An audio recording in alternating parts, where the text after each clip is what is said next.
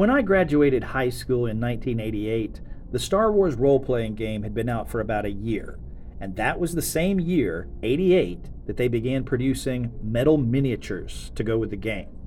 Now, these were produced by Grenadier Models, and the sculptors were Bob Charette and Julie Guthrie. From 88 until 1999, the same year that Star Wars The Phantom Menace came out, 14 boxed sets of miniatures were produced. These were then broken down into smaller 3-packs, and I had bought dozens of them, but I had never painted them. Life goes on. In the summer of 92, I graduated college. At the beginning of 93, I started working, and sometime around 1994, I pulled a hernia. Unable to do heavy lifting and barely able to walk for the next 6 weeks, I needed stuff to keep my mind occupied or I was going to go stir crazy. One thing I did was shoot a lip sync video to Weird Al Yankovic's Yoda song. I stay seated in that chair for almost the entire video. I partially stand at one point, but that's because I had 17 metal staples holding my incision together. Also, when I hold up the long-term contract that Luke had to sign, saying he would be making these movies till the end of time, that's all of my medical paperwork for missing work. Side note, not quite 1 year ago, we met him at a show about 70 miles from here. Thing was, he was very, very low-key and sedate that day. It dawned on me later, I didn't meet Weird Al Yankovic.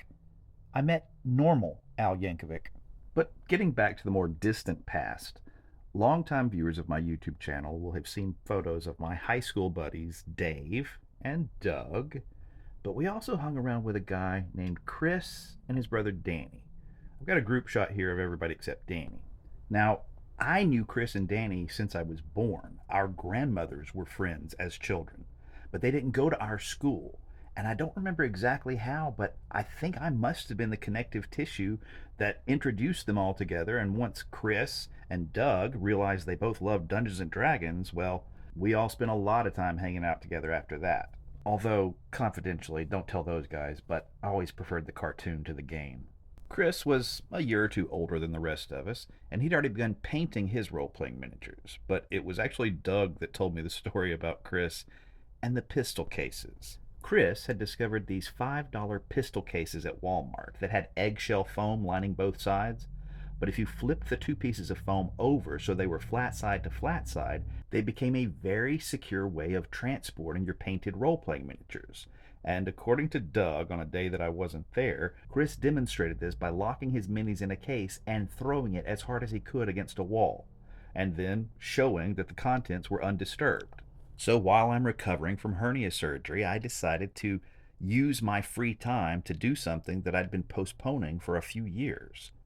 I not only painted my role-playing miniatures, but I repainted a lot of my custom action figures at the same time, often using hand-mixed paints to paint the small and large versions of a figure simultaneously.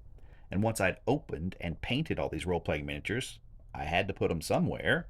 So what did I go out and buy? If your answer is those same cases that Chris recommended, then you're absolutely Chris right. I love the bas-relief of the Indian on the horse. You can even see a handprint on the horse's neck. It seemed somehow fitting that sculpted tiny things would be inside a case with sculpted things on the outside. But what I didn't love was the latch that pinched my finger and left a wart of some kind under there forever. I would try to clip it off, I would try to file it down, and nothing. It always came back. Finally, I was put on some antibiotic for something else, and 20 years later the thing went away. I just have the faintest scar there now. I used a name badge maker from work, similar to this one, but an older model, to put the labels on the cases so I could tell them apart from the outside. In the next installment, I will go through the Mos Eisley case and show you some of my customs. Thanks for watching.